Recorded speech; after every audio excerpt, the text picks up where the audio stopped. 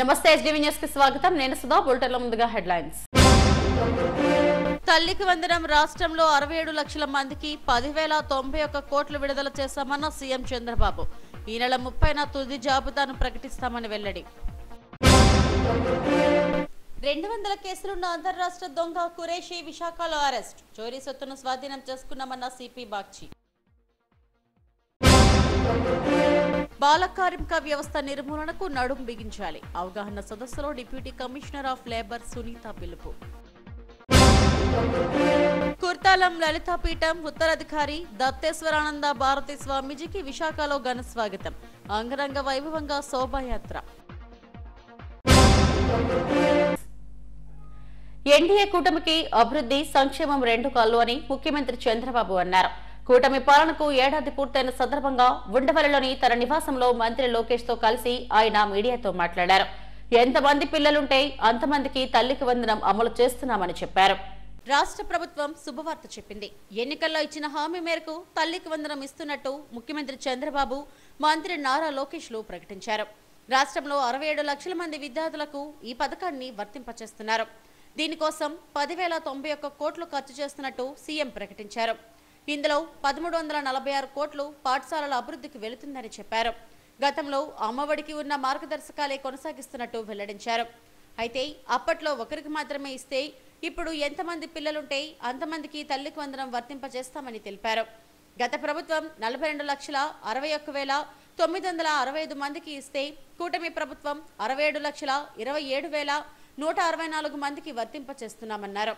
అప్పట్లో పోలిస్తే అదనంగా 26,65,199 మందికి ఇస్తున్నట్టు చెప్పారు.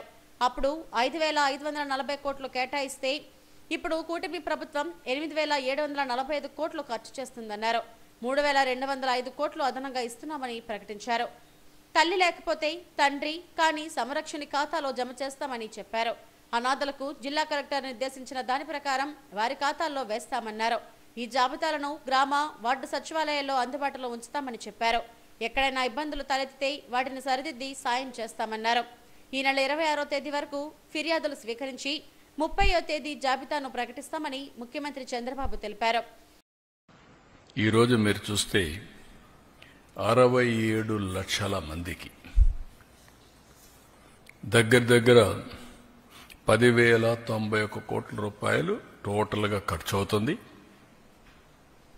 ఇందులో 1,346 కోట్ల రూపాయలు స్కూల్ డెవలప్మెంట్కి వెళ్తుంది. ఇందులో ఏమీ మార్పులు లేవు. ముందు ఏదైతే ఇచ్చారో అమ్మఒడి అదే గైడ్ లైన్స్ పెట్టి దానికంటే ఇంప్రూవ్డ్ ఏంటంటే ఎంతమంది పిల్లలుంటే అంతమంది పిల్లలకి ఆ తల్లుల అకౌంట్లో ఆ డబ్బులు వేసే కార్యక్రమానికి శ్రీకారం చుట్టాం. అప్పటికి ఇప్పటికి డిఫరెన్స్ మీరు ఒకసారి చూస్తే వాళ్ళు 42,61,965 మందికి అమ్మఒడిచ్చారు.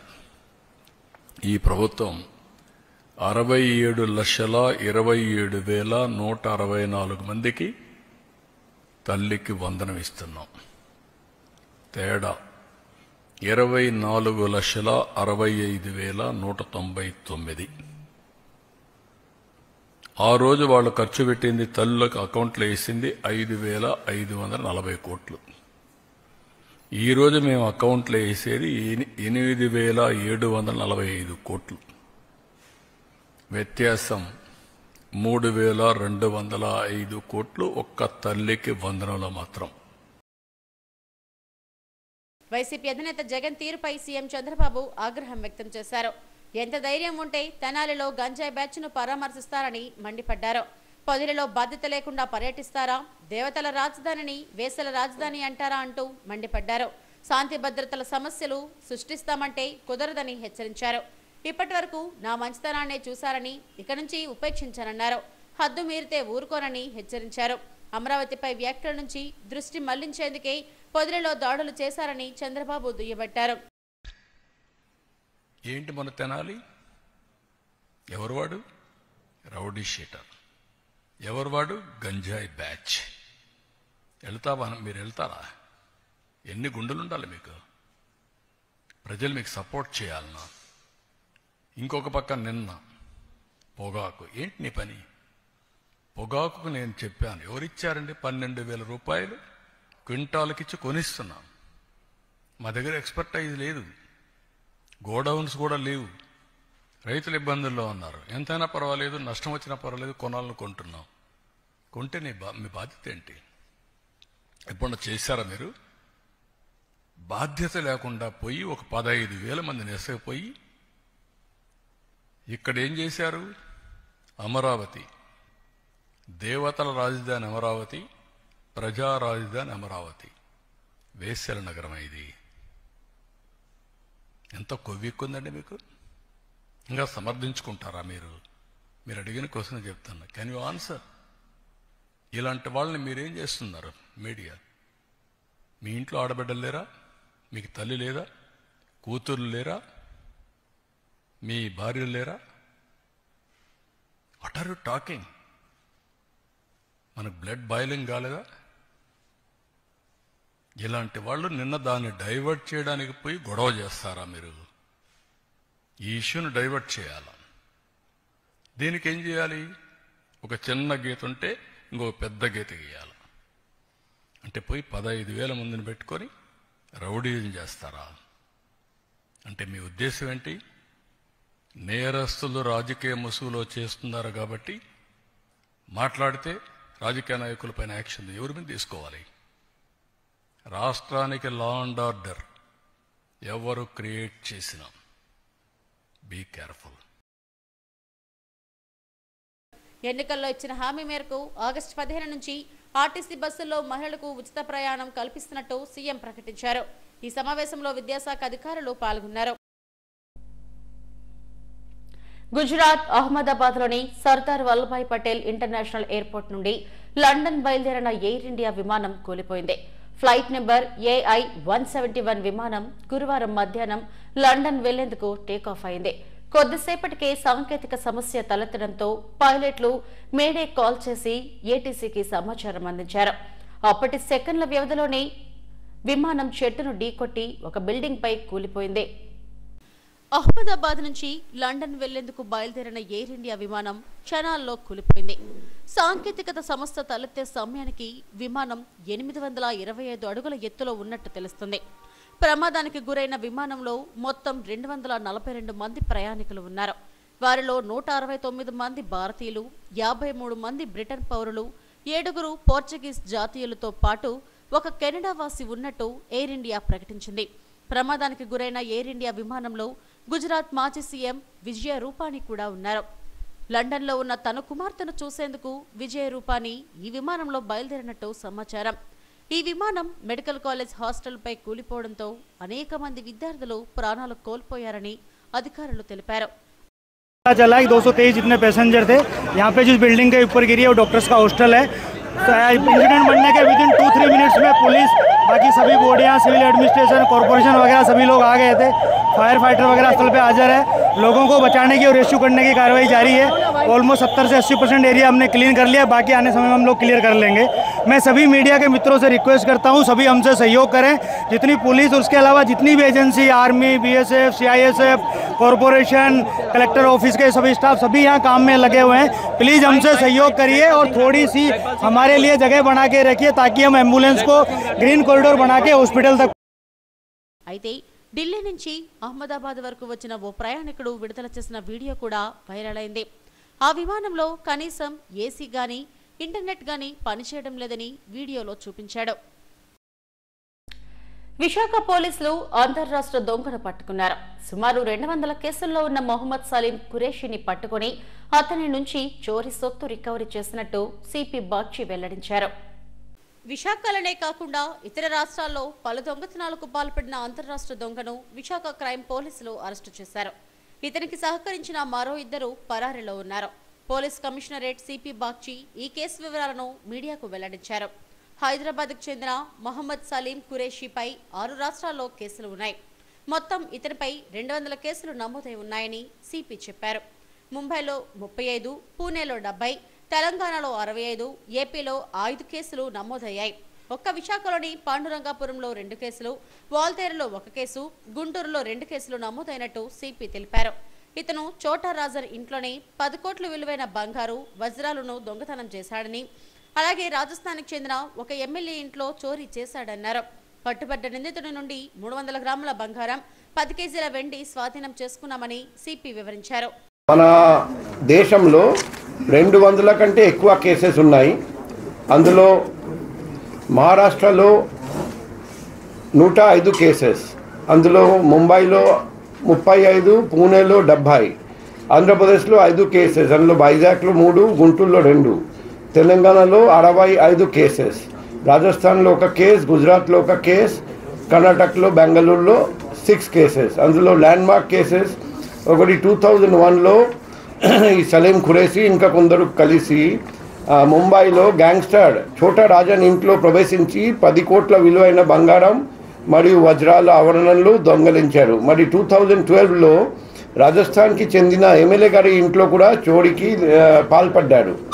సో టోటల్ ప్రాపర్టీ చూస్తే last year offence 71 gram gold ornament, ఈ సంవత్సరం ఒక కేసులో సిల్వర్ 500 గ్రాములు, ఇంకొక కేసులో బంగారం 220 గ్రాములు, వెండి, 1000 రూపాయలు విలువైన క్యాష్, ఇవన్నీ దొంగలించారని మొత్తం 25 లక్షల విలువైన ప్రాపర్టీస్ మొత్తం మనం రికవర్ చేశాము. ఈ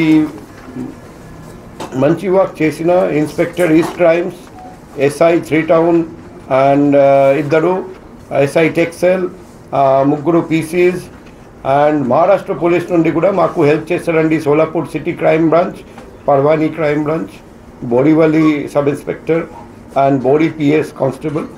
సో వాళ్ళందరికీ అభినందనలు తెలియజేస్తున్నా. మహారాష్ట్ర పోలీస్ మేము లెటర్ రాద్దాం, వాళ్ళకు అప్రిషియేషన్ సర్టిఫికేట్స్ కూడా పంపిద్దాం. సో ఈ మంచి వర్క్ మన DCP crimes ma'am, ADCP crimes and ACP crimes ఆధ్వర్యంలో మన ఇన్స్పెక్టర్, సబ్ ఇన్స్పెక్టర్స్ అండ్ మొత్తం పోలీస్ సిబ్బంది చేశారు. అందరికీ అభినందనలు తెలియజేస్తున్నాం.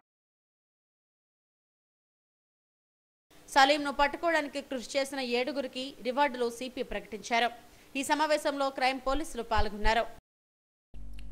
ప్రపంచ బాల కార్మికుల వ్యతిరేక దినోత్సవాన్ని కార్మిక శాఖ, జిల్లా న్యాయ సేవాధికార సంస్థ, విద్యాశాఖ సంయుక్త ఆధ్వర్యంలో నిర్వహించారు. కోర్టు ప్రాంగణంలోని న్యాయ సేవాధికార సంస్థలో నిర్వహించిన అవగాహన సదస్సులో బాల కార్మిక వ్యవస్థ నిర్మూలనకు చేపట్టాల్సిన చర్యలపై వక్తలు మాట్లాడారు. పిల్లలను బాల కార్మిక వ్యవస్థ నుండి కాపాడే లక్ష్యంతో ఏటా జూన్ 12న ప్రపంచ బాల కార్మిక వ్యతిరేక దినోత్సవంగా నిర్వహిస్తారు. బాల కార్మికులను చదువుకు దూరం చేసి శ్రామిక యంత్రాలుగా మార్చడాన్ని బాల కార్మిక వ్యవస్థగా చెప్పుకోవచ్చు. సాంఘిక ఆర్థిక కారణాలతో కొంతమంది బాలలు కార్మికులుగా మారిపోతున్నారు. బడిలో పాఠాలు నేర్చుకోవాల్సిన పిల్లలు పని ప్రదేశాల్లో మగ్గిపోతున్నారు. బాల కార్మిక వ్యవస్థ వల్ల కలిగే నష్టాలను ప్రజలతో పాటు పరిశ్రమలు, సంస్థల యాజమాన్యాలను చైతన్యపరచడమే బాల కార్మిక వ్యతిరేక దినోత్సవం ముఖ్య లక్ష్యం. ఈ నేపథ్యంలో ప్రపంచ బాల కార్మిక వ్యతిరేక దినోత్సవాన్ని కార్మిక శాఖ, జిల్లా న్యాయ సేవాధికారి సంస్థ, విద్యాశాఖ సంయుక్తాధ్వర్యంలో నిర్వహించారు. కోర్టు ప్రాంగణంలోని న్యాయ సేవాధికార సంస్థలో నిర్వహించిన సదస్సుకు permanent Lok Adalat for public utility services chairman G Vallabhanaidu ముఖ్య అతిథిగా హాజరయ్యారు. Deputy commissioner of labour M Sunitha, Maharanipeta MEO Pushyaragam, ACL S Govind, uphold NGO జిల్లా కోఆర్డినేటర్ జి డేవిడ్ రాజు తదితరులు పాల్గొని బాల కార్మిక వ్యవస్థ వల్ల జరిగే నష్టాలు, అనర్థాలపై వక్తలు అవగాహన కల్పించారు.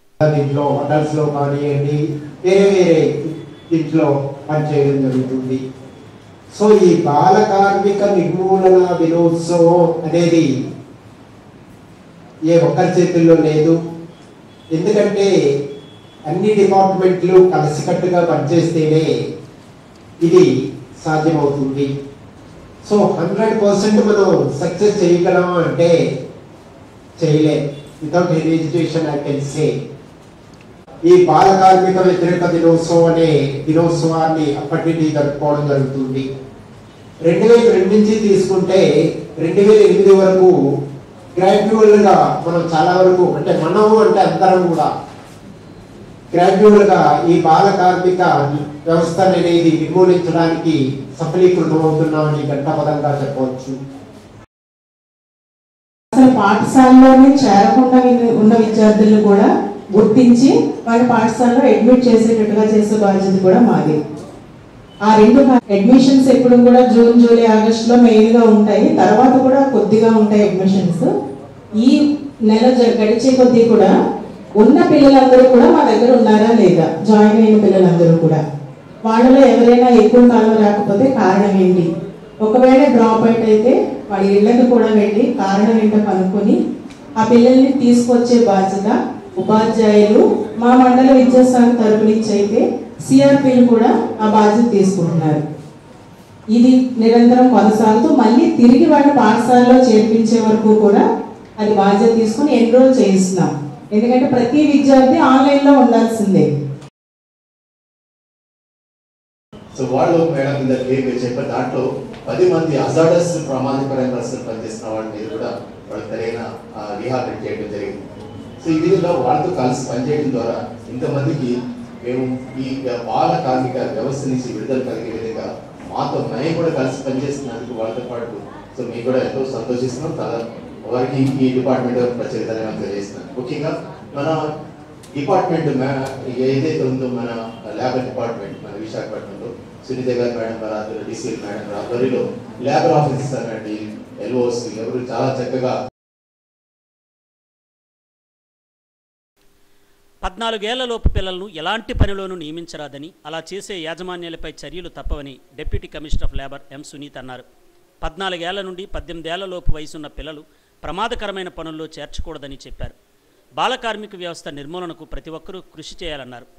జూన్ 1 నుండి నిర్వహించిన తనిఖీల్లో ఇప్పటి వరకు 5 బాల కార్మికులకు విముక్తి కల్పించామని చెప్పారు. జూలై 1 నుండి 15వ తేదీ వరకు pan India rescue and rehabilitation 3.0 డ్రైవ్ను నిర్వహించనున్నామని వెల్లడించారు. ఈరోజు బాల కార్మికుల వ్యతిరేక దినోత్సవం, ఇది వరల్డ్ వైడ్గా ఈరోజు జరుపుకుంటున్నాము. ఈరోజు మన విశాఖపట్నం జిల్లాలో కూడా ఇది కలెక్టర్ గారి ఆదేశాల మేరకు డిస్ట్రిక్ట్ లీగల్ సర్వీస్ అథారిటీ వారి ఆధ్వర్యంలో ఎడ్యుకేషన్ డిపార్ట్మెంట్తో కలిసి మేము ఇక్కడ మీటింగ్ పెట్టుకోవడం జరిగింది. ఇది ఒక అవేర్నెస్ ప్రోగ్రామ్ కింద జనాలందరికీ కూడా మేము ఈ విశాఖపట్నంలో ఈ బాల కార్మికుల గురించి ఏమైతే చేస్తున్నామో, అదేవిధంగా డిస్ట్రిక్ట్ టాస్క్ ఫోర్స్ కమిటీ ఆధ్వర్యంలో ఏమి పురోగతి సాధించాము అనే దాని మీద ఇది ఒక అవేర్నెస్ ప్రోగ్రాము. అదేవిధంగా జూన్ 1 నుంచి 30 జూన్ వరకు గౌరవనీయులు కమిషనర్ గారి ఆదేశాల మేరకు ఒక ర్యాండమ్గా మేము తనిఖీలు నిర్వహించడం జరుగుతుంది ప్రతిరోజు. అదేవిధంగా ఎన్సిపిసిఆర్ వారి సూచనల మేరకు rescue pan India rescue and rehabilitation programme 3.0 ఒకటి లాంచ్ చేయటం జరిగింది ఈ రోజు నుంచి. సో దీనికి సంబంధించిన డ్రైవ్ కూడా జూలై 1 నుంచి 15 వరకు జరుగుతుంది విశాఖపట్నం జిల్లాలో. సో అందరూ లైన్ డిపార్ట్మెంట్ వారిని మేము కోరేది ఏంటి అంటే, అందరం కలిసికట్టుగా ముందుకు వెళ్తే కంపల్సరీగా పురోగతి అనేది సాధిస్తాము. చాలా వరకు అవేర్నెస్ వచ్చింది, కానీ ఈ అవేర్నెస్ అనేది ఇంకా సరిపోదు. మనం ఇంకా ఎఫర్ట్స్ పెట్టవలసిన అవసరం ఉంది. కాబట్టి కంపల్సరీగా మేమందరం కలిసి ఈ బాల కార్మిక వ్యవస్థని నిర్మూలించే విధంగా మా ప్రయత్నాలు కొనసాగిస్తామని తెలియపరుస్తున్నాను. బాలలే దేశ భవిష్యత్. బాల్యంలో వారిని పనికి కాకుండా బడికి పంపాలి. ప్రతి ఒక్కరూ సామాజిక బాధ్యతగా గుర్తించినప్పుడే బాల కార్మిక వ్యవస్థ నిర్మూలన సాధ్యమవుతుంది. ఈ కార్యక్రమంలో వివిధ పరిశ్రమల యాజమాన్యాలు, కార్మికులు, స్వచ్ఛంద సంస్థల ప్రతినిధులు, కార్మిక శాఖ అధికారులు పాల్గొన్నారు.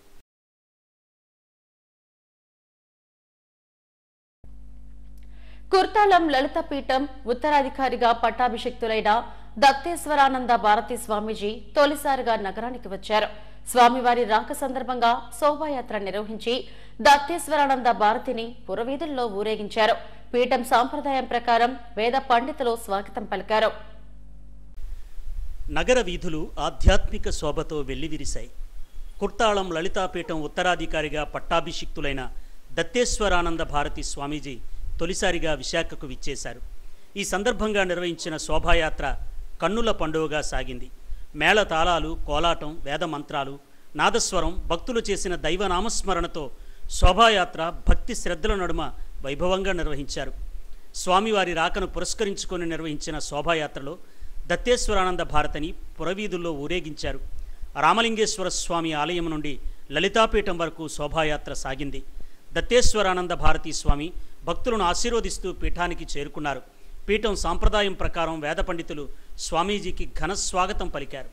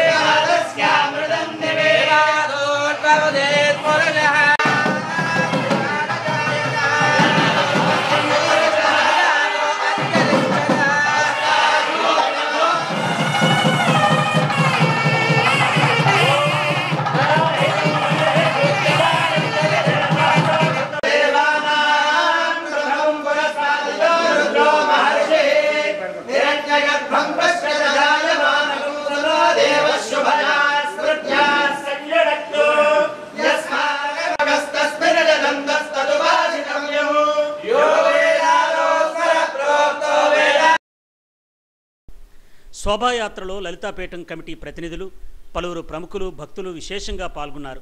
శోభాయాత్ర సాగిన రహదారులన్నీ ఆధ్యాత్మిక చింతనతో మారుమోగిపోయాయి. తమ సమస్యలు పరిష్కరించాలని విమ్స్ వైద్యులు ఆసుపత్రి వద్ద మౌన ప్రదర్శన నిర్వహించారు. విమ్స్ లో విధులు నిర్వహిస్తున్న వైద్యులకు జీతాలు పెంచాలని, కాంట్రాక్ట్ డాక్టర్లను రెన్యువల్ చేయాలని, ఆసుపత్రిని అప్గ్రేడ్ చేయాలనే ప్రధాన డిమాండ్లతో నిరసన సాగింది. గత ప్రభుత్వంలో ఎన్నిసార్లు సమస్యలను విన్నవించుకున్నా ఫలితం లేకపోయిందని వైద్యులు ఆవేదన వ్యక్తం చేశారు. ప్రస్తుత ప్రభుత్వమైన తమ సమస్యలను పరిష్కరించాలని కోరారు. అసిస్టెంట్ ప్రొఫెసర్ గా విధుల్లో చేరి 3 ఏళ్లుగా దాటినా జీతాలు మాత్రం పెంచడం లేదన్నారు. ప్రభుత్వం దృష్టికి తమ సమస్యలను తెచ్చేందుకు నిరసన తెలిపామని CM Chandrababu, deputy CM Pawan Kalyan, ఆరోగ్య శాఖ మంత్రి సత్యరాజ్ కుమార్లు తమకు న్యాయం చేయాలని డిమాండ్ చేశారు. అందరికీ నమస్కారం అండి. మేము ఇక్కడ విమ్స్ వైద్యులం గత 3 నుంచి 4 సంవత్సరాల నుంచి ఇక విధులు నిర్వహిస్తున్నాం. కానీ మాకు వచ్చిన ప్రధాన సమస్య ఏంటంటే శాలరీ అనేది హైక్ అవ్వడం లేదు. ఒక 4 ఇయర్స్ ముందు మేము ఎంత శాలరీ తీసుకున్నామో అంతే శాలరీ ఇప్పుడు కూడా తీసుకుంటున్నాం. ఈ 4 ఇయర్స్లో మాకన్నా కింద స్థాయి డాక్టర్స్, కింద కేడర్ వాళ్ళు కూడా ఇప్పుడు మాకన్నా ఎక్కువ శాలరీ తీసుకుంటున్నారు. సో మేము గత 2 సంవత్సరాల నుంచి ఆ ముందు గవర్నమెంట్కి, ఈ గవర్నమెంట్కి చాలా విన్నపాలు తెలియజేశాము. కానీ ఏమాత్రం ఎవరు ఆ ఫైల్ అనేది ముందుకు తీసుకురావడం లేదు. సో ఇప్పుడు ఏంటంటే ఇప్పుడున్న గవర్నమెంట్కి, మన సీఎం సార్కి కానీ, మన డిప్యూటీ సీఎం సార్కి కానీ, మన హెల్త్ మినిస్టర్ సార్కి కానీ మేము కోరుకుంది ఏంటంటే మా ఫైల్ని కన్సిడర్ చేసి మా కేడర్ మిగతా తరహాలో సమానమైన జీతం ఇవ్వాలని మేము ఆశపడుతున్నాం, విన్నపం చేసుకుంటున్నాం.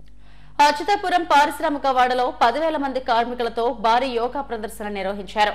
ఈ కార్యక్రమంలో హోంమంత్రి Anitha, Anakapalli MP CM Ramesh, Yelamanchili MLA Sundarapu Vijay Kumar, జిల్లా కలెక్టర్ విజయ కృష్ణలు పాల్గొన్నారు. అచ్యుతాపురం ఏపీఐఏసీ ప్రత్యేక ఆర్థిక మండలి వన్ స్టాప్ సెంటర్ వద్ద జిల్లా పరిశ్రమల శాఖ, ఆయుష్ శాఖ ఆధ్వర్యంలో నిర్వహించారు.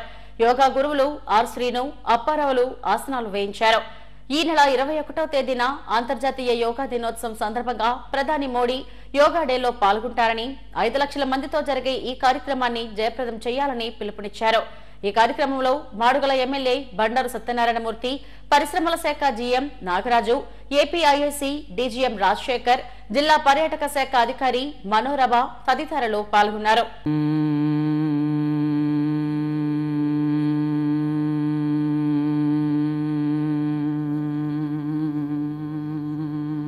అందరికీ నమస్కారం. అందరికీ కూడా యోగాంధ్ర శుభాకాంక్షలు తెలియజేసుకుంటూ ఒక మంచి కార్యక్రమాన్ని, థీమాటిక్ ప్రోగ్రామ్ని ఈ జిల్లాలో ముఖ్యంగా ఈ అచ్యుతాపురం సజ్జలో నిర్వహించినందుకు ప్రత్యేకంగా కలెక్టర్ గారికి, అదేవిధంగా స్థానిక శాసనసభ్యులు సుందరపు విజయ్ కుమార్ గారికి, అదేవిధంగా ఎంపీ గారు సీఎం రమేష్ గారికి అందరికీ కూడా పేరు పేరున ధన్యవాదాలు. ఇక్కడికి వచ్చిన కార్పొరేషన్ చైర్మన్స్కి అందరికీ కూడా ధన్యవాదాలు తెలియజేసుకుంటున్నా. ఎస్పెషల్లీ ఒక విషయం మీ అందరికీ తెలియాలి, నరేంద్ర మోడీ గారు మన గౌరవ ప్రధానమంత్రి గారు ప్రతిష్టాత్మకంగా తీసుకొని ఇప్పుడు 11వ యోగా డే సెలబ్రేట్ చేయడానికి మన విశాఖపట్నం రానున్న నేపథ్యంలో యోగా అన్నది భారతీయ సంతతికి సంబంధించిన ఒక క్రియ. ఈ యోగాని కంపల్సరీగా ప్రపంచానికి బహుమతిగా ఇచ్చిన మన భారతదేశంలో ప్రతి ఒక్కరు కూడా యోగా క్రియని నేర్చుకోవాలి, యోగా క్రియలో మనం ఉండాలి అని చెప్పి ప్రత్యేకంగా దీని మీద డిజైన్ చేయడం జరిగింది. దీనిలో భాగంగానే గౌరవ ముఖ్యమంత్రి గారు నారా చంద్రబాబు నాయుడు గారు, డిప్యూటీ సీఎం పవన్ కళ్యాణ్ గారు, అదేవిధంగా లోకేష్ బాబు గారు అందరూ కూడా దీని మీద నిర్ణయించుకొని 1 మంత్ ప్రోగ్రామ్ని ఇచ్చారు. ఈరోజు పరిశ్రమల నుంచి మిమ్మల్ని అందరినీ కూడా ఇక్కడికి రప్పించడానికి కూడా కారణం ఏంటంటే మీకున్న బిజీ షెడ్యూల్లో, మీకున్న మెంటల్ ప్రెషర్లో డెఫినెట్గా యోగా అన్నది మీ అందరికీ కూడా ఒక ఉత్తేజపూరితం. అదేవిధంగా మీ తాలూకా ప్రొడక్షన్ పెంచుకోవడంలో కానీ, మీ ఫిజికల్ యాక్టివిటీస్లో కానీ, మీ మెంటల్ యాక్టివిటీస్లో కానీ ప్రత్యేకంగా దీన్ని ఒక భాగంగా జరుపుకోవడానికి దీన్ని ఒక క్రియగా భావించాలి. మీరందరూ కూడా దీన్ని యోగా ప్రాక్టీస్ చేస్తారని, ఇదో ఈరోజు ఒకరోజే కాదు, ఫర్దర్గా కూడా దీన్ని యోగా ముందుకు తీసుకెళ్తారని మనస్ఫూర్తిగా తెలియజేసుకుంటూ ఈ కార్యక్రమానికి విచ్చేసిన సీనియర్ ఎమ్మెల్యే గారు, మాజీ మంత్రి గారు బండా సత్యనారాయణమూర్తి గారికి ప్రత్యేకంగా ధన్యవాదాలు తెలియజేసుకుంటూ సెలవు తీసుకుంటున్నాను. Thank you. ప్రధానమంత్రి 21వ తారీఖు మన విశాఖపట్నంలోనే చేస్తున్నా అంటే మన ఆంధ్రప్రదేశ్కే గర్వకారణం. దీనికి ముఖ్య కారకులైన చంద్రబాబు నాయుడు గారికి, పవన్ కళ్యాణ్ గారికి ప్రత్యేక ధన్యవాదాలు. మన ఎప్పుడైతే ఈ యోగాను ప్రధానమంత్రి గారు ప్రమోట్ చేశారో యావత్ ప్రపంచంలో కూడా ఎక్కడ వెళ్ళినా కూడా నేను తిరుగుతుంటాను బాగా. ఏ దేశం వెళ్ళినా కానీ, ఎక్కడికి వెళ్ళినా కానీ ఉదయం 6 గంటలకు ఎవరికి వారు యోగా చేసుకుంటున్నారు. దీన్ని ఇంకా కూడా ఎంత ప్రమోట్ చేసినా కూడా తక్కువే అనిపిస్తుంది. ఈరోజు మంచి రోజు, ఎందుకంటే ఏదైతే కూటమి ప్రభుత్వం చెప్పిన విధంగా ఈరోజు దాదాపు 68 లక్షల మంది విద్యార్థులకి ఈరోజు విద్యా దీవెన వేసే రోజు. దాదాపు 9,000 కోట్ల రూపాయలు ఈరోజు ఆంధ్రప్రదేశ్ ప్రభుత్వం చెప్పిన విధంగా ఈరోజు మీరు ఇంటికి వెళ్ళి అకౌంటు 10:30-11 గంటలకు అకౌంటు బ్యాంక్ అకౌంట్లో ప్రతి ఒక్కరికి ఈరోజు జరిపే మంచి రోజు ఈరోజు మన యోగాతో మన ఆంధ్రప్రదేశ్కి మంచిది, మన కుటుంబాలకు మంచిది. దానికి ప్రత్యేకంగా చంద్రబాబు నాయుడు గారు కానీ, పవన్ కళ్యాణ్ కానీ, ప్రధానమంత్రి నరేంద్ర మోడీ గారు కానీ ధన్యవాదాలు తెలుపుతూ ఈరోజు శుభదినం. దీని ఇట్లే మీరు ఈరోజు ఏదో చేసినట్టు కాకుండా దీన్ని కంటిన్యూ చేస్తే దీని ఫలితాలు మీకు ఒక 3 నెలల్లోనే మీకు అందుతాయని చెప్పేసి తెలియజేస్తూ ఈ అవకాశం ఇచ్చిన యంత్రాంగానికి, మన ఎమ్మెల్యే గారికి, మిగతా అధికారులకు అందరికీ కూడా ప్రత్యేక ధన్యవాదాలు తెలియజేస్తున్నాం. రోజువారీ కార్యక్రమంగానే భావించాలనే ఒక ఉద్దేశంతో మరి మన ముఖ్యమంత్రి వర్యులు శ్రీ నారా చంద్రబాబు నాయుడు గారు ఈ కార్యక్రమాన్ని తలపెట్టి, అలాగే పవన్ కళ్యాణ్ గారు, లోకేష్ గారు, మిగతా మంత్రులందరూ కూడా దీన్ని, అలాగే శాసనసభ్యులందరూ కూడా దీన్ని చాలా సీరియస్గా తీసుకొని ఇప్పటికీ మరి పేపర్లో చూసాం 2 కోట్ల పైన ఆల్రెడీ యోగాలో పాల్గొన్నారు. ఇప్పుడు 21 నుంచి నెక్స్ట్ ఈ 21 వరకు, లాస్ట్ 21 నుంచి ఈ 21 వరకు. అలాగే ఇక్కడ వచ్చిన ప్రతి ఒక్కరికి కూడా ఎంతో శ్రమతో వచ్చారు. పొద్దున్నే 4 గంటలు లేచి మరి శ్రమతో వచ్చారు. మా రిక్వెస్ట్ ఏంటంటే ఈ రోజుతో ఆగిపోకూడదు, మీరు ప్రతిరోజు కూడా యోగా చేయాలి. అదే దీని ముఖ్య ఉద్దేశం. ప్రతిరోజు మీరే కాదు, మీ ఫ్యామిలీలందరూ కూడా, ఫ్యామిలీలో ఉన్న ప్రతి ఒక్క వ్యక్తి కూడా మీరు ఈ యోగాని చేసేటట్టు చేయాలని చెప్పి ప్రతి ఒక్కరిని కోరుకుంటూ, ప్రత్యేకంగా మరి ఇండస్ట్రీస్ వారు కానీ అందరూ కూడా, ఏపీఐఏసీ అధికారులు కానీ, రెవెన్యూ వారు కానీ, పోలీసు వారు కానీ అందరూ కూడా మరి ఈ జిల్లా యంత్రాంగం జ్యేష్ఠ పౌర్ణమి పర్వదినాన్ని పురస్కరించుకొని సింహాచలం వరాహలక్ష్మీ నరసింహస్వామికి 3వ విడత చందన సమర్పణ వైభవంగా జరిగింది. అర్చకులు స్వామివారిని మేల్కొల్పి పూజలు నిర్వహించారు. అనంతరం వేద పండితుల మంత్రోచ్చరణల మధ్య 120 కిలోల శ్రీచందనాన్ని స్వామివారికి సమర్పించారు. అర్చకులు స్వామివారి ఉత్సవమూర్తి గోవిందరాజు స్వామిని ఉభయ దేవేరులు, లక్ష్మీనారాయణులు, ఆల్వార్చార్యులు సహితంగా ఆలయ ఆస్థాన మండపంలో వేదికపై ఆసీనులు చేశారు. పంచకలశ స్నపన తిరుమంజనాన్ని వైభవంగా జరిపించారు. పంచామృతాలు, ఫలోద్కాలతో దేవతామూర్తులను అభిషేకించారు.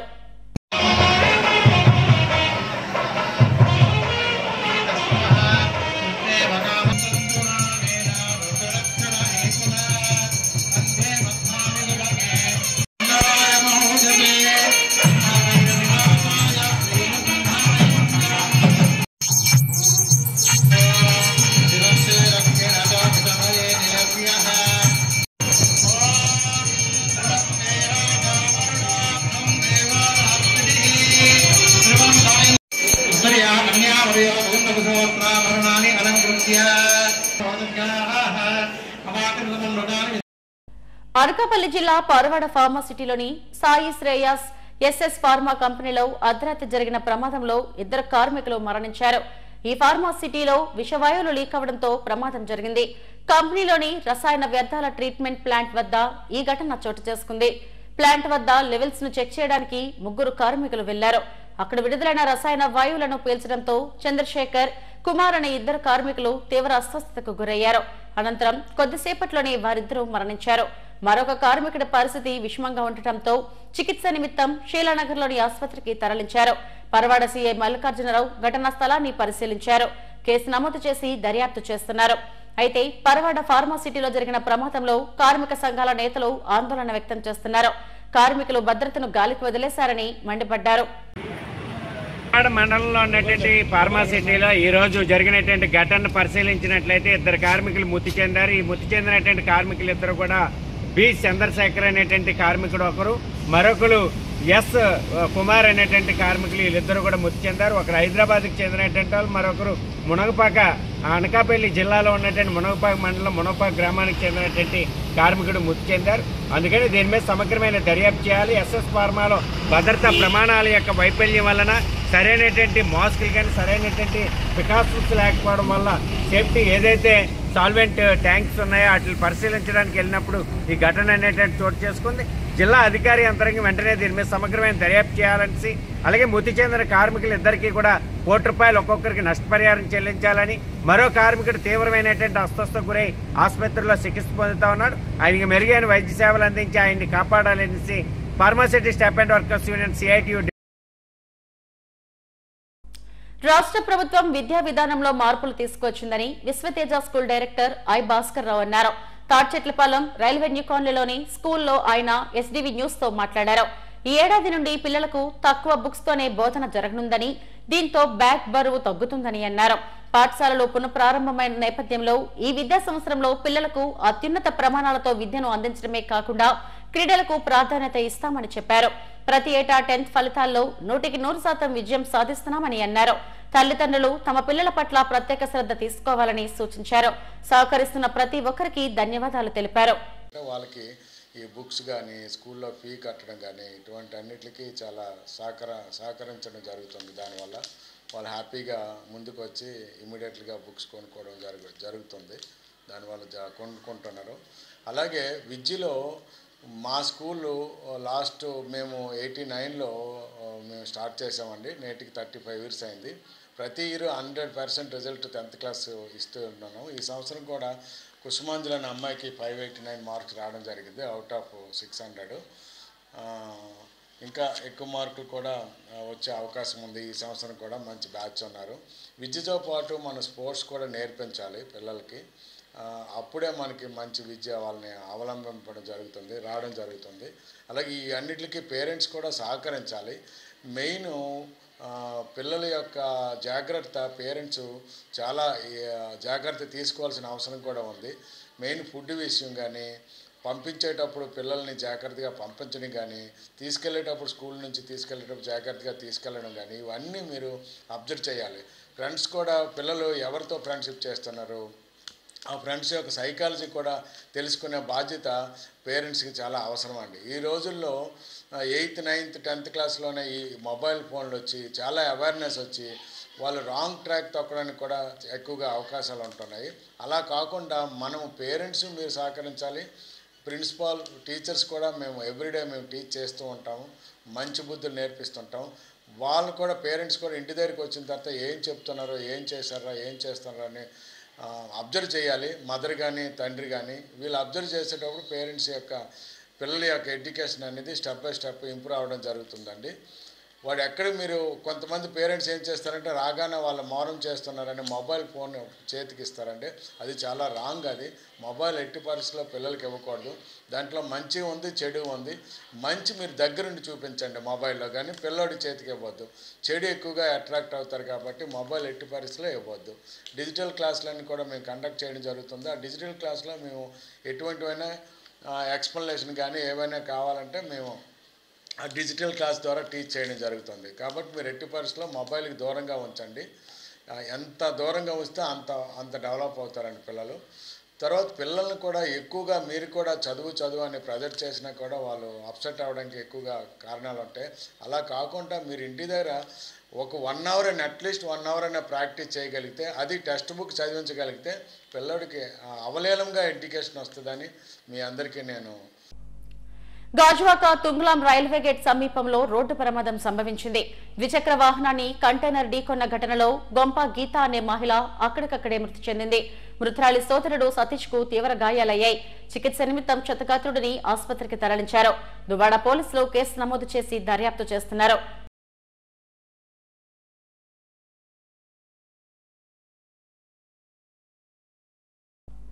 విశాఖ స్టీల్ ప్లాంట్ ప్రైవేటీకరణకు వ్యతిరేకంగా కుర్మన్పల్ మార్చ్ వద్ద ఉన్న దీక్ష శిబిరం గత రాత్రి కురిసిన భారీ వర్షానికి కూలిపోయింది. తాటాకుల షెడ్డులో 4 ఏళ్లుగా స్టీల్ ప్లాంట్ కార్మికులు ఇక్కడి నుండే దీక్షలు కొనసాగిస్తున్నారు. కాంట్రాక్ట్ కార్మికులను తొలగించిన నేపథ్యంలో 3 రోజుల క్రితం ఇదే దీక్షా శిబిరాన్ని తొలగించేందుకు పోలీసులు విఫల యత్నం చేశారు. అయితే రాత్రి కురిసిన వర్షానికి శిబిరం కూలిపోయింది. నిరసన దీక్షలు కొనసాగుతాయని కార్మిక నేతలు స్పష్టం చేశారు.